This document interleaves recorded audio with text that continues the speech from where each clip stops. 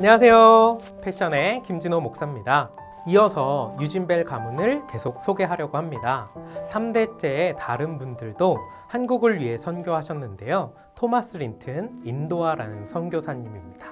청소년기를 한국에서 보내고 미국으로 건너가 졸업을 하고 나서 다시 한국 광주로 와서 의료 선교로 봉사합니다. 31년간 선교 활동을 하면서 한국을 섬긴 분입니다. 자, 그리고 4대째로 넘어갈게요. 윌리엄 린튼 3세는 글로벌 기업인 프로메가를 통해 한국을 돕고 있습니다. 또 제임스 린튼은 북한 내에 있는 지하수 개발에 참여하고 있고요. 그리고 인세반 스테판 린튼은 북한의 결핵 퇴치를 위해 헌신하고 있는 분이에요.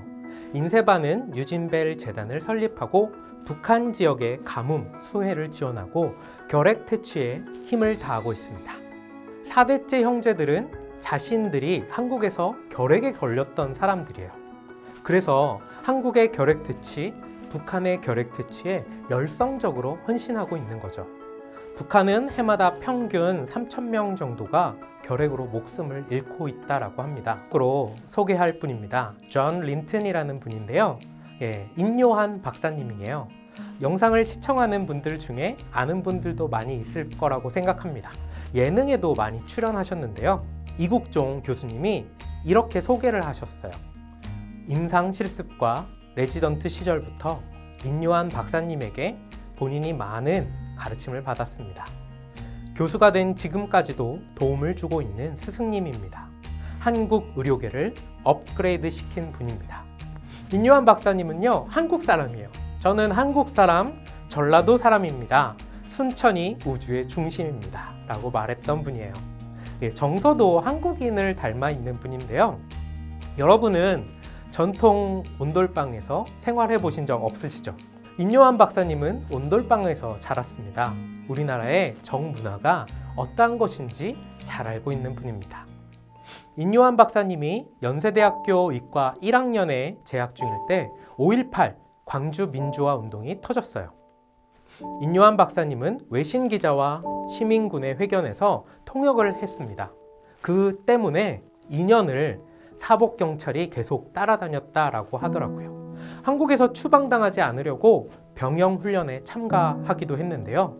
이 정도로 한국을 사랑하고 한국에 있으려고 노력을 합니다. 먼저 말씀드린 것처럼 아버지 휴 린튼 선교사님이 교통사고로 돌아가시는 일이 발생했는데요. 건축자재를 실은 트럭을 몰고 가다가 맞은편에서 버스와 충돌을 하게 됩니다. 안타깝게도 버스 기사가 음주운전을 해서 교통사고가 난 겁니다. 그런데 바로 병원으로 옮겼다면 살 수 있었던 상황이었어요. 당시 한국은 좁은 골목들이 굉장히 많았습니다. 그래서 응급치료를 할 수 있는 구급차가 골목으로 들어올 수가 없었죠. 사실 구급 차량 자체가 거의 보급되지 않았고요. 그래서 택시를 타고 광주로 이동하다가 택시 뒷자리에서 눈을 감으셨습니다. 아버지가 돌아가셨어요.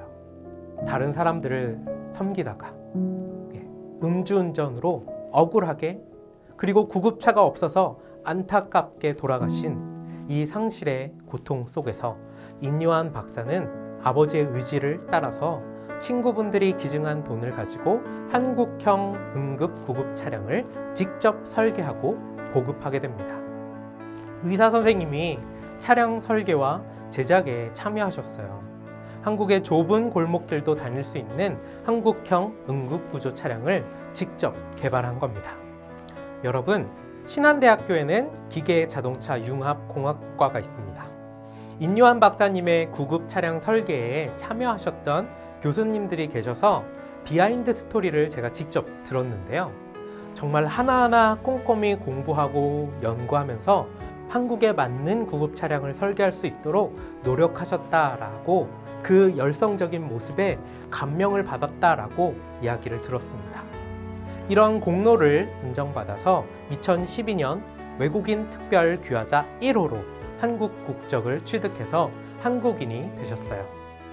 우리가 이 유진벨 가문의 삶을 보며 또 패션의 인물들, 그들의 삶을 보며 느끼는 점이 있습니다. 하나님을 믿는 사람들, 다른 사람을 사랑하기로 결정한 사람들에게 오는 고통이 있습니다. 예수님을 믿으면 좋은 일들이 생기면 좋겠죠. 그런데 어려운 일들이 생깁니다. 그런데 그 고통 속에서 무엇을 선택하는가가 다릅니다. 어려움을 만났죠. 아내가 죽었죠. 아버지가 돌아가셨죠. 아들들이 결핵으로 죽을 뻔했죠. 이런 어려움 속에서 예수님을 믿는 사람들이 선택하는 건 분노하고 어려움을 떠나는 게 아닙니다. 그 어려운 문제를 해결하는 것을 선택하는 겁니다. 내가 대안이 되는 겁니다.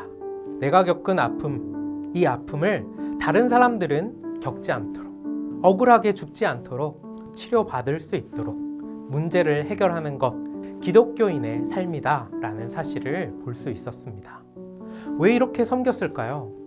아무 관계도 없는 외국인들인데 미국 사람이 왜 조선 사람, 한국 사람들을 위해서 한 명도 아니고 4대를 이어서 가족들이 죽어가는 상황에서도 왜 섬겼을까요? 이 질문에 유진벨 가문은 이렇게 대답했습니다. 저희는 하나님의 심부름을 멈추지 않을 것입니다. 저희가 북한에 가는 이유는 그것이 하나님의 가장 소중한 가르침인 조건 없는 사랑을 베풀 수 있는 곳이기 때문입니다.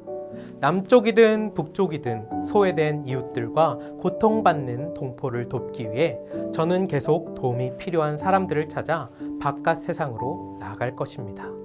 안락한 삶을 벗어나 한국인들이 할 수 없는 일을 하는 것, 그것이 저희 가문의 소원입니다.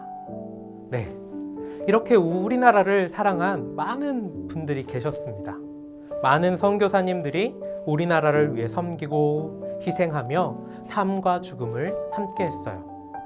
우리가 지금까지 살기 위해서 부모님의 도움뿐만이 아니라 수많은 사람들의 도움이 있었습니다.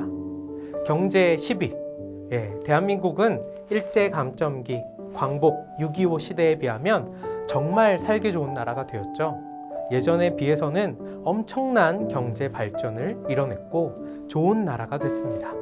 그 노력에는 많은 사람의 눈물과 땀과 피가 있었다는 것, 이 사실을 우리가 기억하면 좋겠습니다.